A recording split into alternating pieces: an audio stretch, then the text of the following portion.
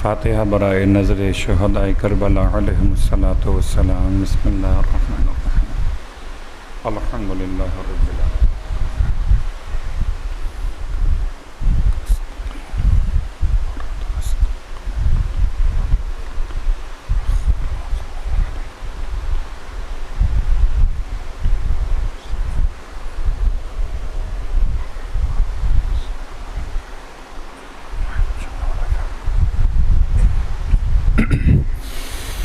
اعوذ باللہ من الشیطان اللعین الرجیم، بسم اللہ الرحمن الرحیم، الحمد للہ رب العالمین، الصلاة والسلام علی اشرف الانبیاء والمرسلین،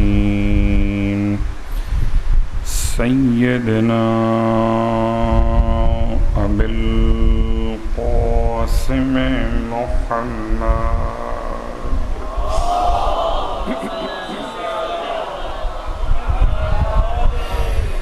وعلى أهل بيته الطيبين الطاهرين واللعنة الدائمة على أعدائهم أجمعين، أما بعد، فقد قال الله تبارك وتعالى في كلامه الحميد وفرقانه المجيد قوله الحق وهو أصدق القائلين، بسم الله الرحمن الرحيم، والفجر وليال عشر، وقال في آخر السورة يا أيتها النفس المطمئنة ارجعي إلى ربك راضية مرضية فادخلي في عبادي وادخلي جنتي۔ صلوات پڑھیں محمد وعلیہ۔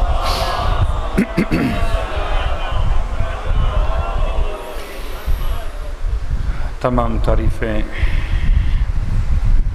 اس پروردگار کے لیے جو وعدہ بھی کرتا ہے اور وفا بھی کرتا ہے، اور تمام ہدیہ درود و سلام ان ازواج مقدسات کے لیے کہ جو وعدے پر وفا کرنے کا طریقہ سکھاتے ہیں۔ الحمدللہ الذی جعلنا من المتمسکین بالقرآن العظیم وجعلنا من المتمسکین بولایت علی بن ابی طالب علیہ السلام۔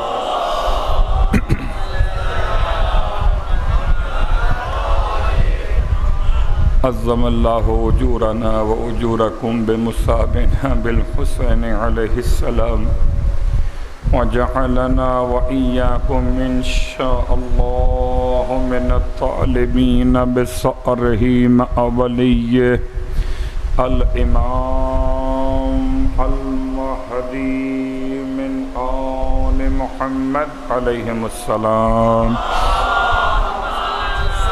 اللهم صل على محمد۔ اما بعد، شکر خدائے عباس کہ آج 1441 سن ہجرت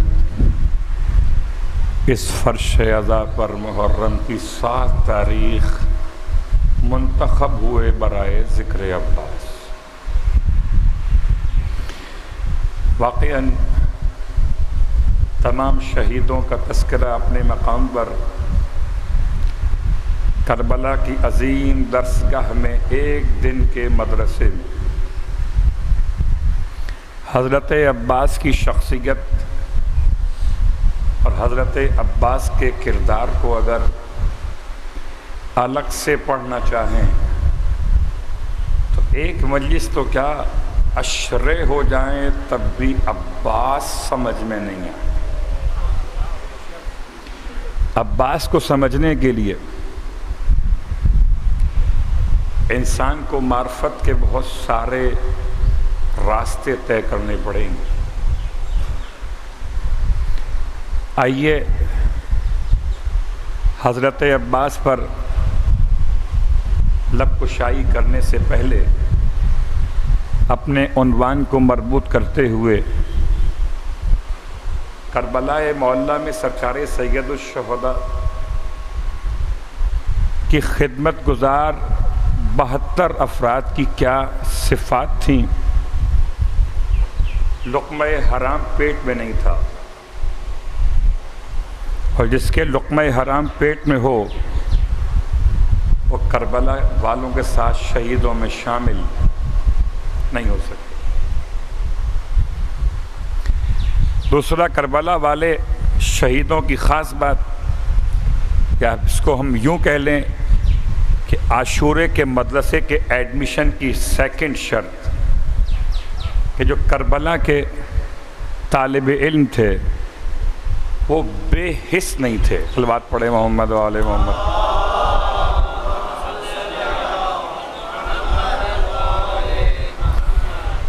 غور کیجئے، بے حسی کو سمجھانے کے لیے ہم تلاش کریں حس کیا ہوتی ہے۔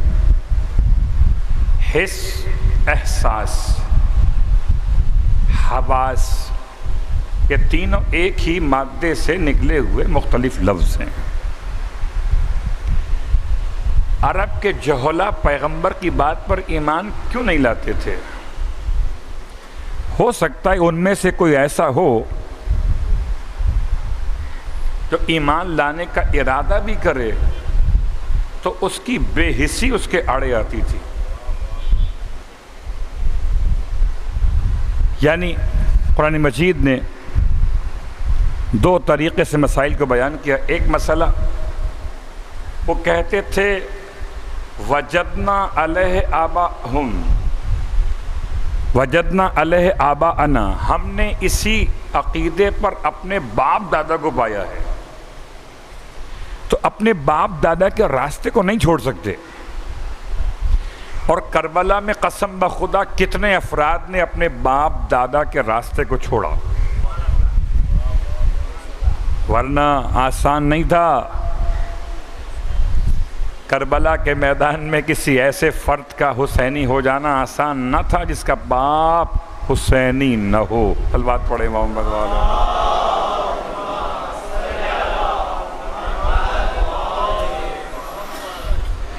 قرآن نے ایک جملہ اور کہا، وَلَوْ كَانَ آبَاؤُهُمْ لَا يَعْقِلُونَ شَيْئًا، اپنے باپ دادا کی بات پہ اڑے ہوئے تھے اگرچہ ان کے باپ دادا کچھ عقل نہ رکھتے ہوں۔ عجیب بات، 2 باتیں ہو گئی۔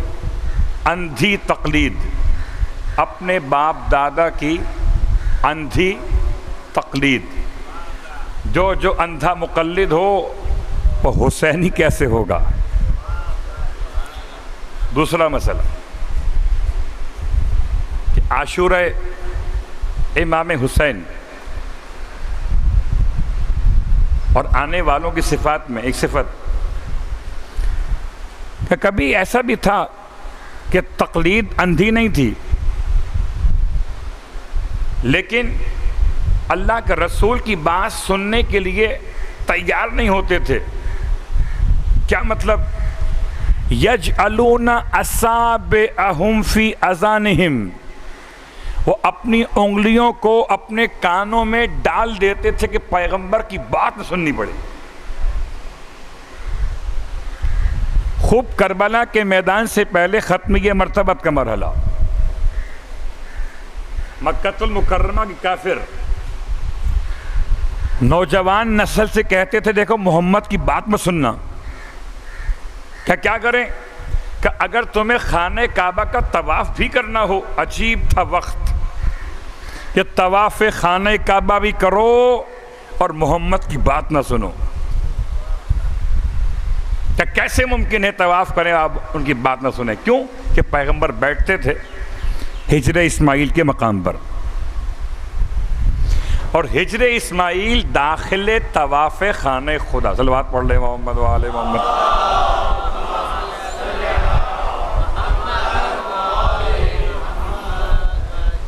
اگر کوئی ہجر اسماعیل میں بیٹھا ہوا کوئی بات کر رہا ہو اور اس زمانے کے خانہ کعبہ، جبکہ طواف کرنے والے 10 15 20 ایک وقت میں 40 50 100 اس طرح لوگ ہوتے تھے، عام دنوں کی بات کر رہا ہوں، تو بھلا کیسے ممکن ہے کہ اگنور کیا جائے اس کو جو بیٹھا ہو ہجر اسماعیل میں؟ یہی جملہ کہا گیا تھا مدینہ منورہ کے آنے والے طلبگاران ہدایت سے بھی کہ دیکھو تم آئے ہو اور تحقیق کرنے کہ کون نبی جس نے اعلان کیا، تو ہم تم سے کہتے ہیں جادوگر ہے وہ۔ ابھی جملہ بڑا عجیب ہے، میں کہتا ہوں اگر عصبیت کے پردے کانوں سے ہٹا کے آج بھی انسان حسین کی آواز سنے تو حسین کی آواز میں وہی جادو ہے جو محمد کی آواز میں تھا، وہی اثر ہے۔ اور کربلا کے میدان میں بار بار خطبہ دینا، بار بار بات کرنا سرکار سید الشہداء کا عجیب انداز تھا، یعنی آپ نے کوئی آپشن اپنے ہاتھ سے ہدایت کے باب میں جانے نہیں دیا، حتیٰ کہ امام کے کسی ساتھی نے اگر کہہ دیا مولا میں جا کے ان سے بات کروں، سمجھاؤں انہیں، اللہ اکبر، حسین میرا مولا فرماتا کہ میں سمجھا رہا ہوں، نہیں سمجھ رہے تم کیا سمجھاؤ گے؟ سلام ہو ابی عبداللہ پر، سمجھانے والوں کا بھی احترام کر رہے تھے، جاؤ اچھا جاؤ اپنا کام، صلوات پڑھے محمد والے محمد، اپنا کام کرو۔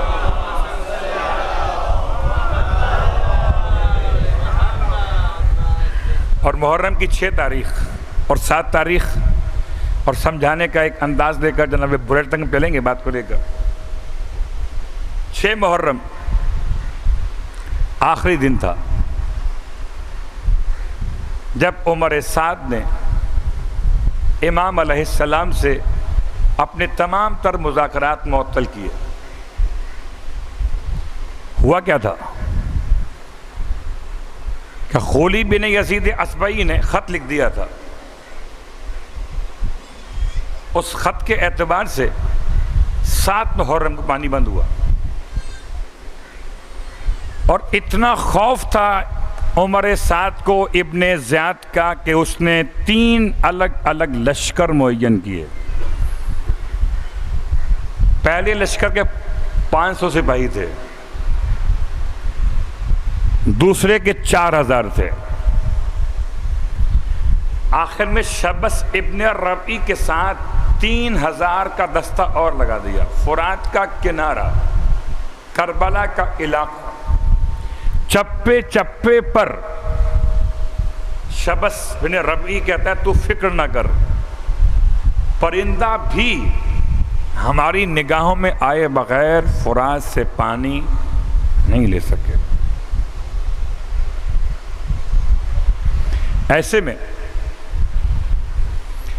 حضرت حبیب ابن مظاہر اسدی کا جانا اور جا کر بنی اسد کے قبائل سے بات کرنا، امام نے ان کو بھی اختیار دیا،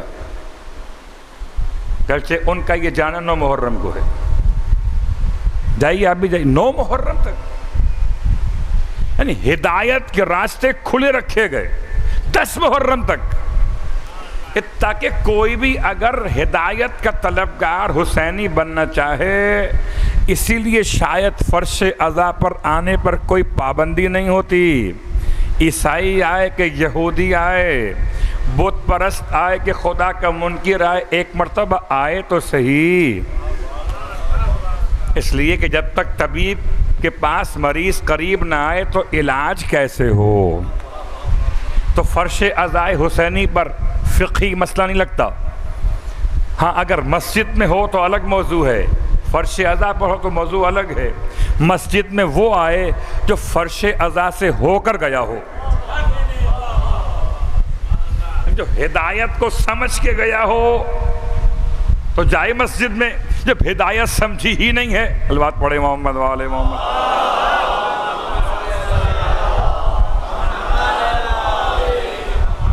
گویا یہ اوپن یونیورسٹی،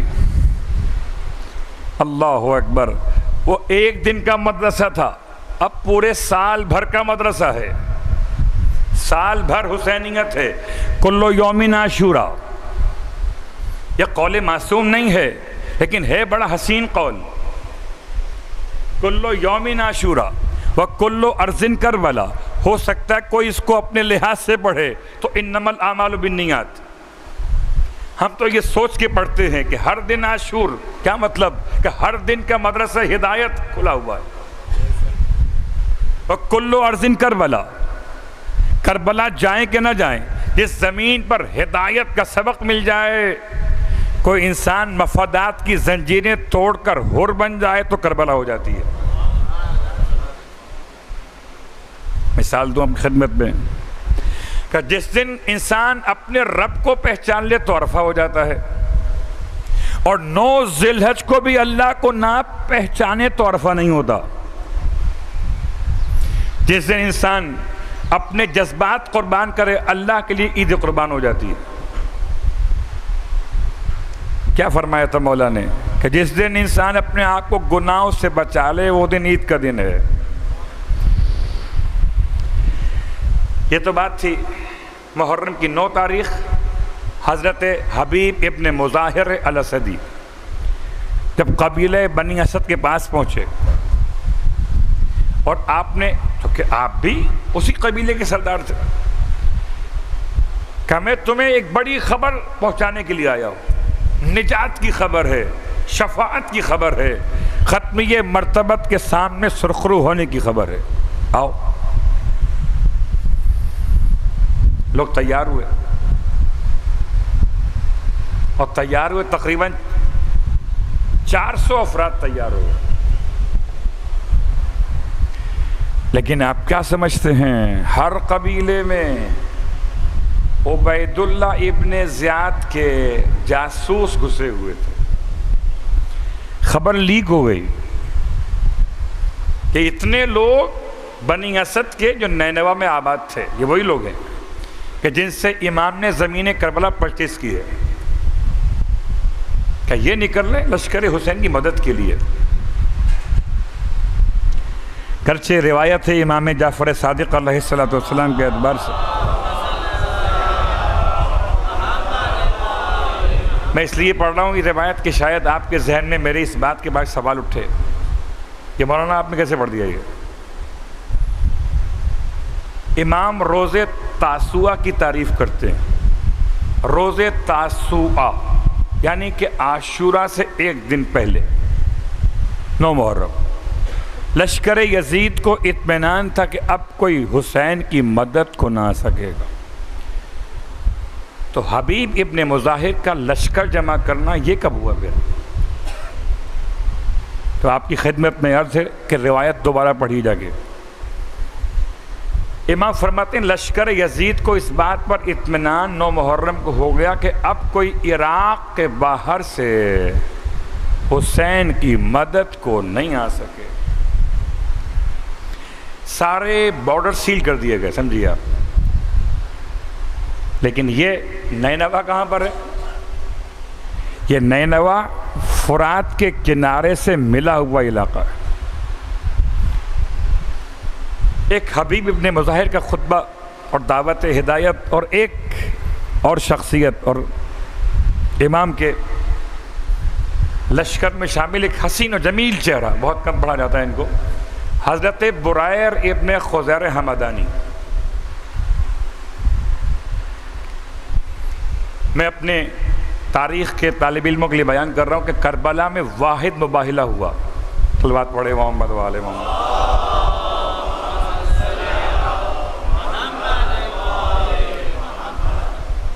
مباہلہ جو مدینے میں وہ الگ ہے، ایک مباہلہ کربلا کے میدان میں ہوا ہے۔ اس سے پہلے سمجھے بریر کون ہے؟ بریر، جب کبھی آپ نام کا انتخاب کریں اپنے بچوں کے لیے تو شہدائے کربلا کے ناموں میں سے نام کا انتخاب کر کے پہلے اس کے معنی تلاش کیجئے۔ بریر بروزن قریش، ترجمہ کیا اس کا؟ برہ یا برو سے برن، نیکیوں کا مرکز اور نیکی انجام دینے والا۔ کربلا کا ہر مجاہد نیکیاں بانٹتا ہے. ارے جہاں سے ذکر شہدائے کربلا ہو اس کرسی کو کہتے ہیں منبر، نیکیوں کی اشاعت کا مرکز. ہر کس و ناکس کی کرسی کو منبر نہیں کہتے. بہت غور کیجئے گا. جج کی کرسی ہو تو کرسی ہے، صدر مملکت کی چیئر ہو تو کرسی، یعنی ان کے ہی اعتبار سے ہے. لیکن امام سید سجاد علیہ السلام نے دربار یزید میں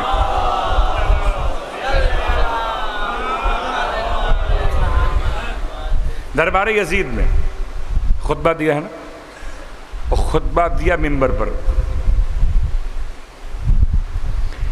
جناب شہزادی ثانیہ زہرا کا خطبہ منبر پہ نہیں ہے، لیکن امام خود منبر کے اوپر. اور جب یزید اپنے عقائد بیان کر چکا، اپنے آباء و اجداد کفار کو یاد کر چکا، تب جا کر امام فرماتے ہیں کہ ہم بھی چاہتے ہیں کہ ہم اس لکڑیوں کے پنجرے پر جا کر کچھ بات کریں.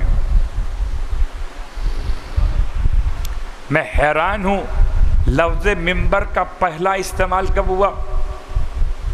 سیرت رسول کی روشنی میں، جبکہ خاتون نے اللہ کے رسول کی بارگاہ میں آ کر آپ کی زحمت کو دیکھا کہ آپ کھجور کے سوکھے درخت کے تنے سے پشت لگائے ہوئے ایک طویل خطبات دے رہے ہیں، تو اس نے آ کر آفر کی، یا رسول اللہ میرے بچے جو ہیں وہ نجار ہیں، لکڑی کا کام جانتے ہیں، کارپینٹر ہیں سمجھیے، تو میں چاہتی ہوں کہ آپ کے آرام کے لیے ایک اونچی کرسی بنا دی جائے، اس پر آپ اتنا اوپر بیٹھ سکیں گے لوگ آپ کو دیکھیں اور آپ کو تھکان بھی نہ ہو.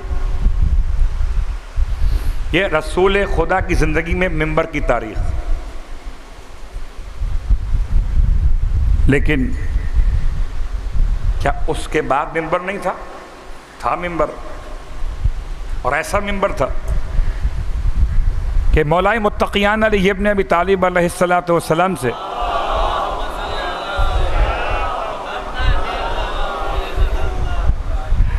اور یہ تو واقعی مولا کا نام آیا تو آپ کی زبان پہ درود آیا، یعنی آپ قریب ہو گئے مولا سے، تو کیوں نہ منبر سے قریب بھی ہو جائیں تاکہ پیچھے آنے والوں کو آسانی. صلوات پڑھے محمد و آل محمد.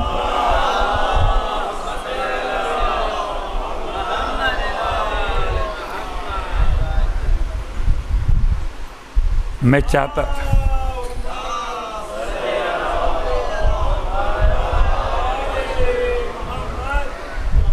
اچھا میں آپ کے احترام کو ملحوظ خاطر رکھتے ہوئے، ہر مجلس میں یہ مسئلہ آتا ہے، آپ کی بات نہیں ہے، ہر مجلس میں کسی نہ کسی مرحلے پر خطیب کو کہنا ہی پڑتا ہے آگے آ جائیے، مجلس ہوتے ہی آگے بلانے کے لیے. انسان بیٹھتا ہے اپنے لحاظ سے، اور ذکر امام کی برکت اسے اس کے مقام سے ہٹا کے آگے بڑھاتی ہے. تو خیر یا علی، مولا سے ان دو افراد کی شکایت کہ جو دو افراد اسلام کے تاریخی اعتبار سے مشہور شخصیات میں شامل ہیں. کہتے ہیں کہ کب کی بات ہے؟ جب مولا کائنات شہزادی کونین کو دفن کر چکے، تب 3 شکایتیں کی انہوں نے. ان میں سے ایک شکایت تھی کہ آپ ہم سے دل میں کیا رکھتے ہیں؟ دونوں گھر ہیں مولا علی سے، کیا رکھتے ہیں آپ دل میں؟ جی کیا مطلب؟ کہ آپ نے اپنے بیٹے حسن کو پڑھا کے بھیج دیا، سمجھا کے بھیج دیا کہ جاؤ جا کے ممبر پہ بیٹھ جاؤ، اور بیٹھنے سے پہلے کہنا کہ جو بیٹھا ہوا کہ اترو ہمارے بابا کے ممبر سے. لگتا ہے یہ آپ نے پٹی پڑھائی ہے نا، بچہ تو یہ بات نہیں کر سکتا نا. امام نے جملہ سنا، ارشاد فرمایا کہ اگر تم دونوں خود غور کرو تو انصاف سے سوچو، بچہ کون ہے؟ حسن۔ کون حسن؟ اسے صاحب منبر رسول خدا جب خطبہ دیتے تھے منبر پر، حسن داخل مسجد ہوتے تھے تو رسول خدا خطبہ چھوڑ کر اتر کے حسین کو گود میں لیتے تھے اور پھر اپنے زانوں پہ بٹھا کے خطبہ کنٹینیو کرتے تھے، مسلسل کرتے تھے۔ تو بچے کو تو عادت ہے کہ منبر پہ وہ ہو جو اسے گود میں اٹھائے۔ اب تم کیا سمجھتے ہو میں نے پڑھا کے بھیج دیا؟ ارے جسے خدا پڑھا کے بھیجتا ہے اسے کسی پڑھانے والے کی حاجت نہیں ہوتی۔ تمہیں درمیان میں یہاں تک اس لیے پہنچے کہ منبر کا تصور ختم نہیں ہوا تھا، مگر چوتھے امام نے حاکم شام فرزند معاویہ کے سامنے ارشاد فرمایا تھا، منبر نہیں لکڑیوں کے پنجرے پر جا کے خطبہ کہوں؟ تو منبر امام کی نگاہ میں وہ کرسی ہے اس سے نیکیوں کی اشاعت کی جائے، اور اسی کے نام سے لفظ بریر، ہم چلے یہاں سے تھے مجھے یاد ہے، بریر ابن خزیر یا خزیر، وہی لفظ جو خضر کے معنی میں ہے، سر سبز و شاداب کر دینے والا۔ خضر کون؟ جہاں سے گزرتے ہیں وہاں سبزہ ہو جاتا ہے۔ سبزے کا مطلب اگر کسی گھر سے گزر جائیں تو امن اور سلو پیدا ہو جاتی ہے، اگر کسی کنویں کے پاس سے گزریں تو پانی آ جاتا ہے، اگر کسی بے آب و گیاہ زمین پر سے گزریں تو نباتات نکلنا شروع ہو جاتے ہیں۔ یہ خضر کے معنی ہے۔ تو بریر ابن خزیر حمدانی، بہت تفصیل میں نہیں جاؤں گا، وقت نہیں ہے۔ حمدانی کیا ہے؟ حمدان قبیلہ ہے، اور کبھی صرف قبائل پر بات کریں گے، صرف موضوع بنائیں گے قبائل کا، تو قبیلہ حمدان سب سے بلند ہے۔ من حیث قبیلہ معصوم نے کسی قبیلے کی تعریف نہیں کی، بنی اسد، قبیلہ ازدی، قبیلہ فلاں، قبیلہ فلاں نہیں، جس قبیلے کی بحیثیت قبیلہ تعریف معصوم نے کی وہ قبیلہ حمدان ہے، جس سے جناب حارث حمدانی زیارت مولا کائنات کے لیے آئے تھے، معلوم ہے؟ یہ اس قبیلے کے حافظ قرآن ہیں، مولا کائنات کے صحابی، مولا حسن کے صحابی، اور مولا کے صحابیوں میں یہ پہلے مؤلف ہیں، انہوں نے کتاب لکھی، کتاب لکھی قضایا اور احکام، قضایا و احکام مولا کائنات اور امام حسن مجتبی علیہ السلام، دو کے نام سے۔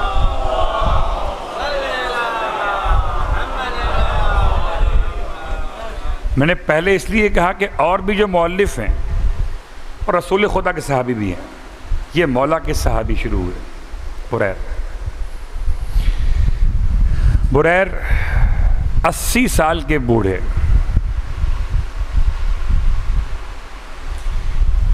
کربلا کے میدان میں انہوں نے ایک مباہلہ کیا ہے۔ مباہلہ کس سے کیا ہے؟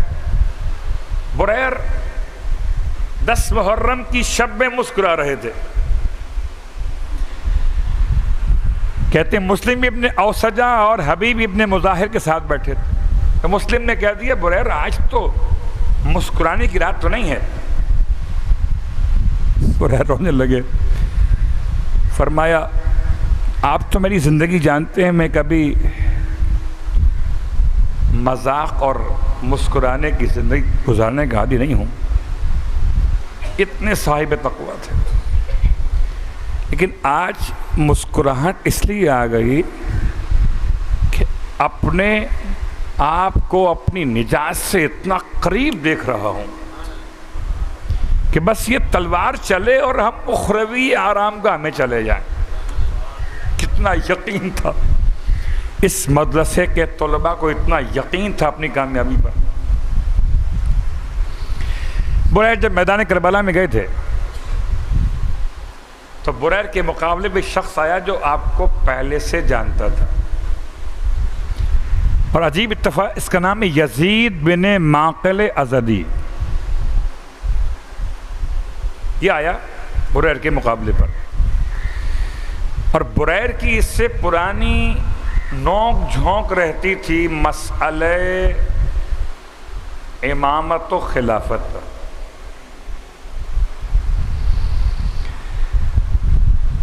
لشکر یزید سے معقل کا بیٹا یزید، لشکر حسین سے خزیر کے بیٹے بریر آمنے آمنے ہو گئے.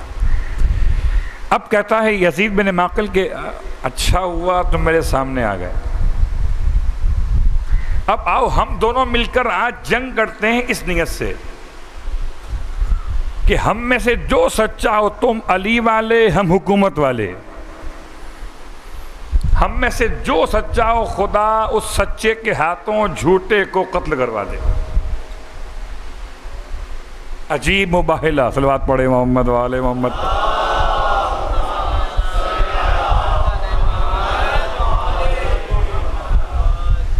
یہاں بددعا کا مسئلہ نہیں ہے، یہاں تلوار کا مسئلہ ہے. اب بریر قبول ہے ہماری دعوت؟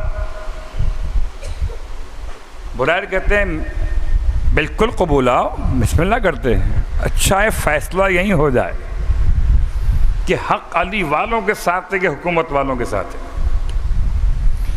اور جب بریر نے تلوار کو نکالا تو گویا پھر مباہلے کا انداز صداقت و کذب کے درمیان جنگ کا انداز تھا. بریر نے ایسا حملہ کیا کہ پہلے ہی حملے میں یزید بن معقل کو واصل جہنم کیا. بریر کامیاب ہو گئے، اور صرف ایک کو نہیں مارا، پھر اس کے بعد ایک کے بعد ایک 30 افراد ہو رہا ہے. بریر نے 30 کو واصل جہنم کیا. بریر گئے تھے فرات کے کنارے بھی، اور فرات کے کنارے پر بریر نے ایک تبلیغ بھی کی تھی. اور آج بریر کی بات بس اس حد تک بیان کرنا مقصود تھی کہ بریر جیسا طالب علم عاشورہ کے مدرسے کا اتنا مضبوط طالب علم تھا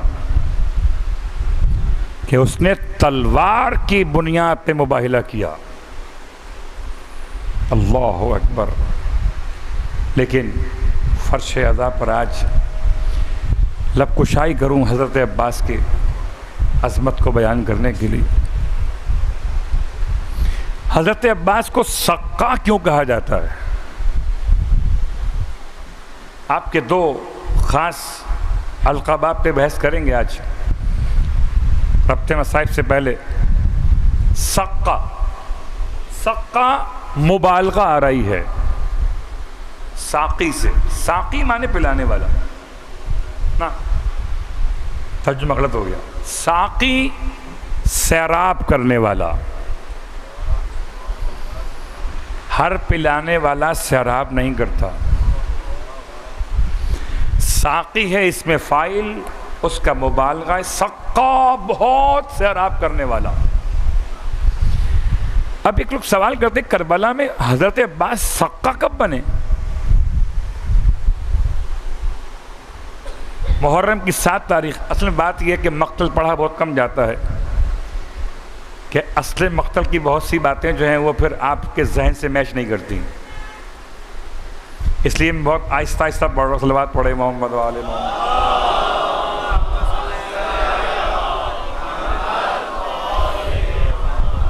کہنے کو تو ہم بھی صرف سقا کا ترجمہ کریں اور نکل جائیں.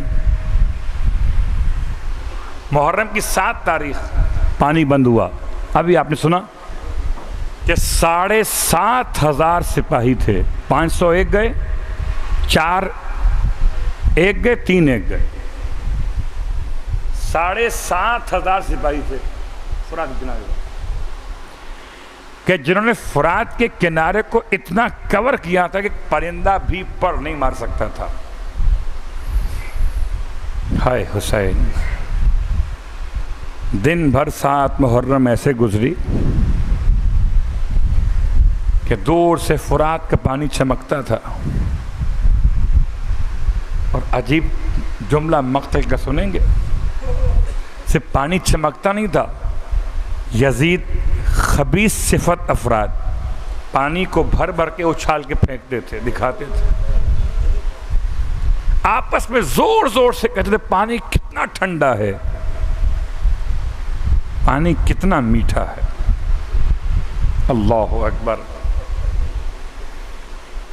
تھا حکم یہ یزید کا، پانی بشر پئیں، گھوڑے پئیں، سوار پئیں، جانور پئیں، کافر بھی گر پیے تو منع تم نہ کیجیو، پر فاطمہ کے لال کو پانی نہ دیجیو۔ یہ محرم کی 7 تاریخ، 7 تاریخ سے پہلے بھی مولا عباس سقہ تھے یا 7 کے بعد بنے؟ اس میں ایک قول علماء کا یہ کہ مدینہ منورہ سے لے کر اور سرزمین کربلا تک راستے بھر جہاں جہاں گرمی اور شدت پیاس، تو پانی پلانے والا کون؟ عباس۔ اتنا پانی پلایا کہ ساقی کے بجائے سقہ کہلائے۔ دوسرا قول، 10 محرم سے پہلے 8 محرم کی شب میں سرکار سید الشہداء نے 2 دستے روانہ کیے تھے۔ 8 محرم کی شب، 7 کا دن گزرا، سارا دن ظہر کی نماز قیامت تھی 7 محرم کی، اتنی شدید گرمی تھی اور اس پر پیاس کی شدت کہ صبح سے پانی بند ہوا اور دوپہر آ گئی، اتنی شدید گرمی ہے کہ اگر ایک دانہ بھی ڈالیں زمین پہ تو بھن جائے، کہ جان لبوں پہ آ رہی تھی۔ دن کس طرح کٹا ہے، رات آئی ہے، مولا نے حکم دیا 2 افراد، ایک مولا عباس چلے اور ایک نافع بن ہلال چلے،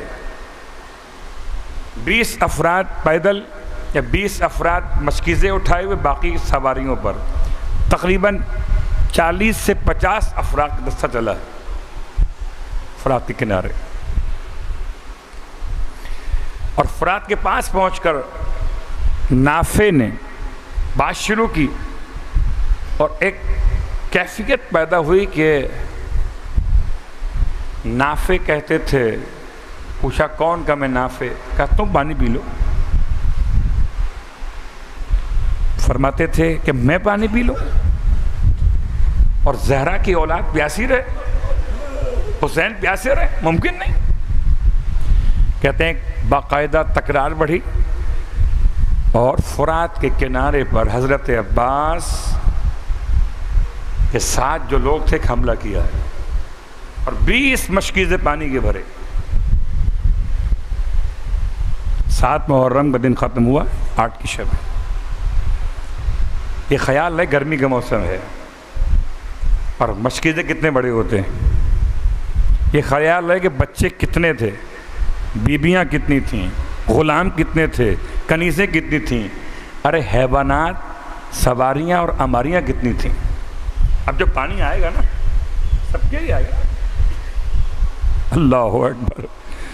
20 مشکیزیں کسی طریقے سے مولا عباس اپنے ساتھ لے کر پہنچنے میں کامیاب ہوئے، اور جب پہنچے سب کو پانی تقسیم ہوا۔ تاریخ کا عجیب جملہ ہے، حضرت عباس نے اپنے حصے کا پانی نہیں پیا، جو بھی آپ کا حصہ بنتا تھا نہیں پیا، سنبھال کے رکھا ہوا ہے۔ آپ تو جانتے ہیں نا بچوں کی ہوتی عادت، تھوڑی تھوڑی دیر کے بعد سکینہ آتی تھی، چچا پانی تو ہوگا نا۔ اپنے حصے کا پانی میرے مولا نے چھوٹے چھوٹے بچوں کو مسلسل پلایا ہے، جب تک پانی آپ کے پاس رہا اتنا پانی پلایا کہ بچے آخر میں کوئی اور لفظ بھول گئے، بس سقا کہتے تھے کہ پانی یہاں ملے گا، کہیں اور نہیں جاتے تھے۔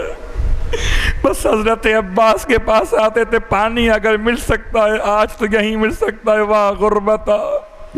یہ 8 محرم کی شب کا واقعہ، اور پھر وہ آخری جملہ کربلا کے میدان میں، رونے والوں جب حضرت عباس خدمت امام حسین میں پہنچے تھے، مولا اب مجھے بھی اجازت دے دیجئے کہ میں آپ پر اپنی جان قربان کر دوں۔ امام رونے لگے، فرمایا بھیا تمہیں لشکر کے علمبردار ہو، تمہیں بھیج دوں تو کیسے بھیجو، لشکر کے علمبردار ہو۔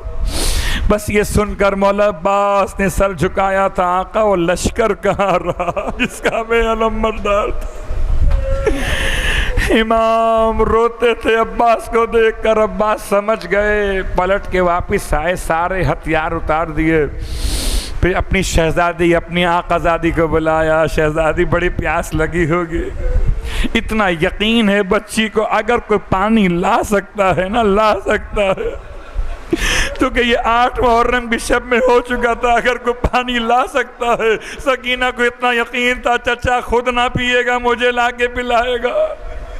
تو فرماتے تھے بیٹی مشکیزہ لے کر آ جاؤ۔ مشکیزہ لے کر جب بی بی آئی ہیں، اور اسی مشکیزے کے حوالے سے وہ جملہ 8 محرم کی شب میں جو لوگ نہیں جانتے تھے مولا عباس کو، وہ سپاہی کہتے تھے وہ مشکیزے والا آ رہا ہے، ابو القربہ وہ مشکیزے والا آ رہا ہے۔ 10 محرم کو بھی یہی انداز اختیار کیا گیا کہ بچی مشکیزہ لے کر آئی ہے، چچا کی گود میں شہزادی ہے، مولا کے پاس پہنچے ہیں مولا۔ اور جیسے ہی امام نے سکینہ کو عباس کی گود میں دیکھا، فرمایا بیٹی آج سفارشی بن کے آ تو گئی ہو، کل جب چچا نہ ملیں گے تو فریاد کرو گی، بچی سمجھ نہ پائی۔ بابا پانی لانے کی اجازت تو دے دیجئے، اجازت تو دے دیجئے۔ مولا نے اجازت دی، رونے لگے، فرمایا بھیا یاد رکھنا بس پانی لینے کو جا رہے ہو تو تمہیں تلوار کی کیا حاجت ہے، ایک نیزہ ہی کافی ہوگا۔ اللہ اکبر۔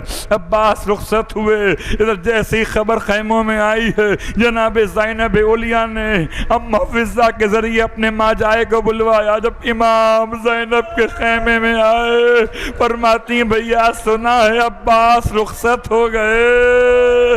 امام نے سر جھکا لیا، بہن عباس بھی رخصت ہو گئے، بس یہ سننا تھا۔ فرمایا نجف کا رخ کر کے بابا آپ کی بات پر اب سمجھ میں آ رہا ہے، صدقہ بھی بابا سچ فرمایا تھا۔ امام فرماتے بہن کیا کہنا چاہتی ہیں، بابا نے کیا فرمایا تھا؟ تب تذکرہ فرماتی ہیں کہ ایک دن میں بہت کم سن تھی بھیا، اتنی چھوٹی کہ بابا کی گود میں بیٹھا کرتی تھی، میرے سر کی چادر کو بابا چوما کرتے تھے، میرے سر کی چادر کو بابا اپنے ہاتھوں سے آگے بڑھاتے تھے۔ ایک دن رو کے کہنے لگے بیٹی ایک دن ایسا آئے گا کہ تیرے سر سے چادر لوٹی جائے گی۔ بھیا جب سے عباس پیدا ہوئے تھے مجھے اتنا اطمینان تھا کہ ایسا کیسے ہو سکتا ہے کہ کوئی عباس کی بہن کا نام تو لے، کوئی عباس کی بہن کی چادر کی طرف آنکھ اٹھا کے تو دیکھے۔ اللہ اکبر۔ لیکن بھیا یقین آ گیا، بابا نے آج کے لیے فرمایا تھا عباس رخصت ہو گئے۔ اجرکم اللہ۔ رونے والو میدان کربلا میں حضرت عباس کی آمد تھی، کیا شدید ترین جنگ تھی۔ اللہ اکبر۔ میرا مولا کس حالت میں فرات کے کنارے تک پہنچا ہے، فرات کے کنارے 7,500 سپاہی تو اس دن تھے نا، اب کتنے ہوں گے؟ جب میرا مولا فرات کے کنارے پہنچا، لشکر کو ہٹاتا ہوا میرے مولا نے پانی بھر کے پلٹنے لگے۔ امام کی وصیت یاد تھی کہ بھیا خالی پانی لینے جا رہے ہو تو پانی تو لے لیا تھا نا، پانی لے لیا، واپس پلٹ رہے تھے۔ اب جب اشقیاء نے دیکھا کہ عباس پانی بھرنے میں کامیاب ہو گئے، ہم ان کو فرات سے تو نہ روک سکے، تو لاؤ پانی ضائع کر دیں تاکہ پانی ان کے کام کا نہ رہے۔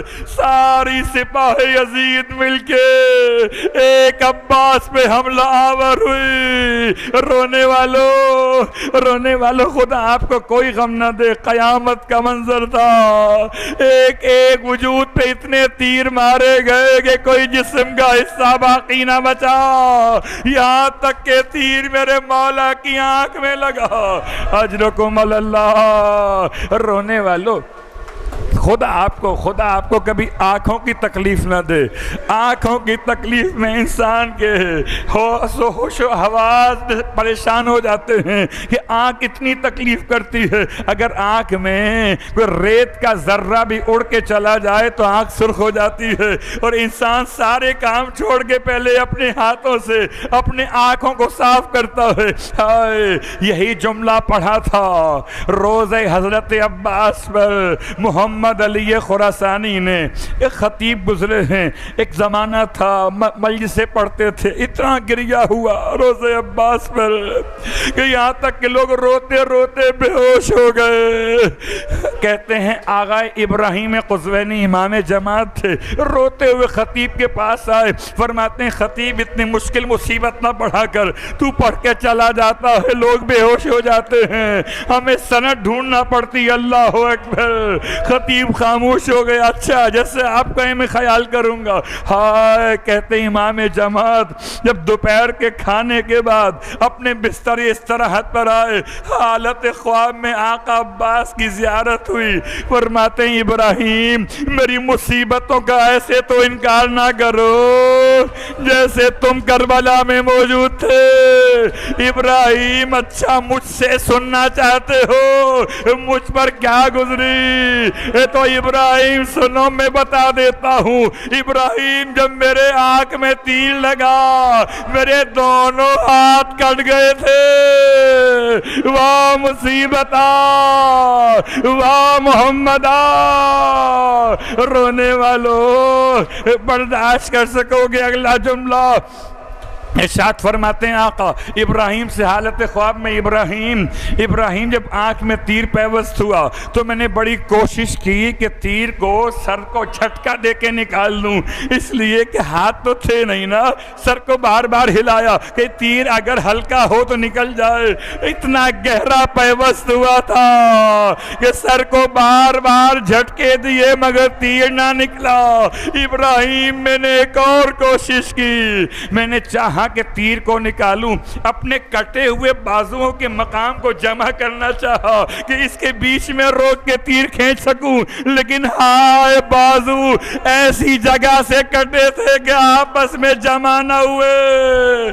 ابراہیم میں نے تیسری کوشش اور کی ہے، فرماتے ہیں مولا ابراہیم میں چاہتا تھا کہ اپنے دونوں گھٹنوں کے درمیان تیر کو روکوں، سر کو کھینچ کے اٹھا لوں تاکہ آنکھ سے تیر تو نکل جائے۔ فرماتے ہیں جیسے ہی ابراہیم میں نے گھٹنے بلند کیے اپنے سر کو جھکایا تھا کہ تیر کو بیچ میں روک کے نکالوں، کسی ظالم نے پیچھے سے سر پہ ایسا گزر مارا کہ ابراہیم میں گھوڑے پہ نہ سنبھل سکا۔ واہ مصیبت، واہ محمد۔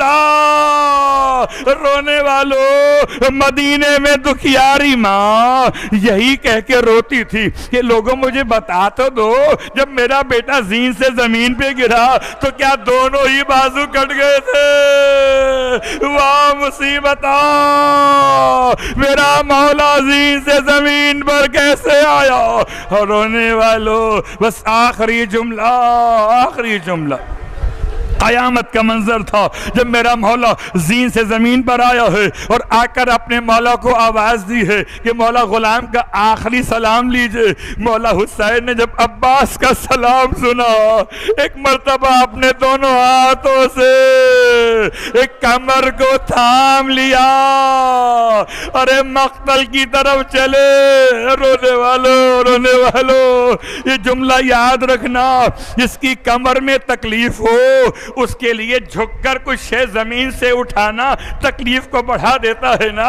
ہائے میرا مولا ایک مرتبہ زمین پر جھکا، کٹے ہوئے بازو کو اٹھایا، سینے سے لگایا، 2 قدم آگے بڑھے، پھر زمین کربلا پہ جھکے، کٹے ہوئے بازو کو اٹھایا، کمر ٹوٹی ہوئی ہے، عباس کے قریب آئے تو گر پڑے۔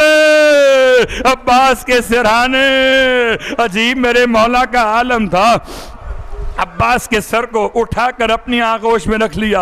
اور عزادارو یاد رکھنا، سر کا بھی زخم ہے، آنکھ میں بھی زخم ہے، ایسے میں اگر کوئی سر گود میں رکھے سکون ملے گا نا، سکون ملے گا نا۔ ایسے میں میرا مولا جیسے ہی محسوس کیا کہ آقا نے اپنی گود میں میرے سر کو رکھا، اپنے سر کو زمین پہ، رونے والوں کا بھی سوچنا جس کے بازو نہ ہونا وہ سر کو زمین پہ کیسے گرائے گا۔ ایک مرتبہ گرایا، امام نے پھر اٹھا کے رکھ لیا، پھر گرا دیا۔ فرماتے تھے بھیا اپنے سر کو زمین پہ کیوں ڈال رہے ہیں؟ فرمانے لگے آقا غلام اتنا معتبر ہو گیا کہ غلام کا آخری وقت ہو، سر آقا کی گود میں ہو۔ ارے آقا آپ کا سر کس کی گود میں ہوگا؟ واہ مصیبتا، واہ محمدہ، اجرکم اللہ۔ امام فرماتے تھے اے بھیا تم فکر نہ کرو، ہماری ماں فاطمہ زہرا ہمیں گود میں لینے کے لیے اس سرہانے آ جائیں گی۔ ہائے میرا مولا، اب اطمینان ہوا۔ فرماتے ہیں آقا عباس سے کہ کوئی آرزو ہو تو بیان کرو۔ عباس کہتے ہیں مولا میری آرزو بس یہ ہے کہ جب پیدا ہوا تو آپ کی زیارت کی تھی، چاہتا ہوں دنیا سے جاتے ہوئے بھی آپ کی زیارت ہو جائے۔ آقا زحمت نہ دیتا مگر دونوں بازو کٹے ہوئے، یہ ہے زیارت حسین، بازو کٹے ہوئے، ایک آنکھ میں تیر پیوست، ایک میں سر کے زخم کا خون بھر گیا۔ امام نے اپنی ابا کے دامن سے عباس کی آنکھ کا خون صاف کیا، عباس نے رخ حسین کو دیکھا۔ امام فرماتے ہیں بھیا میری بھی ایک آرزو ہے، پوری کر دو۔ واہ مصیبتا، ہائے فرماتے ہیں آقا حکم کیجئے غلام حاضر ہے۔ فرماتے ہیں مولا عباس جب سے تم پیدا ہوئے نا آج تک مجھے بھائی کہہ کے نہیں پکارا ہے۔ عباس آج حسین چاہتا ہے ایک مرتبہ بھائی کہہ دو۔ پہلے تو معذرت کی مولا غلام ہے، امام ہے، بھائی کہاں ہو سکتا ہے؟ فرمایا آج میرا حکم ہے عباس تمہیں کہ مجھے بھائی کہہ کر پکارو۔ ہائے مجھے نہیں معلوم، میرا دل کہتا ہے رخ کیا ہوگا مدینے کا۔ اماں تم نے سکھایا تھا ارے آقا کو بھائی نہ کہنا۔ اماں عباس کیا کرے؟ وہ امر امام آ گیا، ٹوٹے ہوئے جسم کے ساتھ فرمایا الوداع میرے مظلوم بھائی۔ واہ محمد،